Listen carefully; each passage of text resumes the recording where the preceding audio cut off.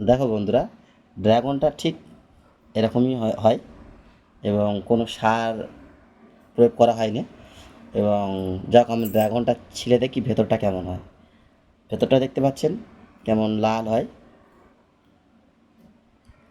এবং এটা কেমন খেতে, এর টেস্টটা তোমাদেরকে অবশ্যই জানাবো। ঠিক আছে? আচ্ছা, এটা এটা আমার ওয়াইফ খাবে। ওয়াইফকে দিয়ে আমি একটা দেখি। ধরো এটা তুমি কেমন মিষ্টি, অবশ্যই আমাদেরকে জানাবে বন্ধুদেরকে। আচ্ছা, এই একটা আছে, এটাও ছাড়াই। এটা ঠিক দেখতে যতটা ভালো, খেতেও ঠিক ততটা ভালো এবং সুস্বাদু তো এবং মিষ্টি ফলটা। এবং আপনাদেরকে আপনারা ড্রাগন খেতে কে কে পছন্দ করে অবশ্যই আমাকে কমেন্ট করবেন। এবং আমি একটুখানি খেয়ে, হুম, খুব মিষ্টি ফল। তোমরা যারা ড্রাগন খেতে আমার মতন পছন্দ করো অবশ্যই কমেন্টে জানাবে। এবং ড্রাগন গাছ বসাতে, হুম, ভালোই মিষ্টি।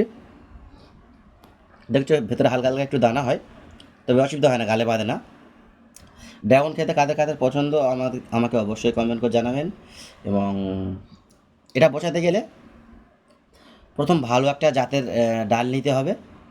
একটু মনে রাখতে হবে যেন সেই গাছে একবার ফল হয়েছে, সেরকম একটা ডাল নিতে হবে।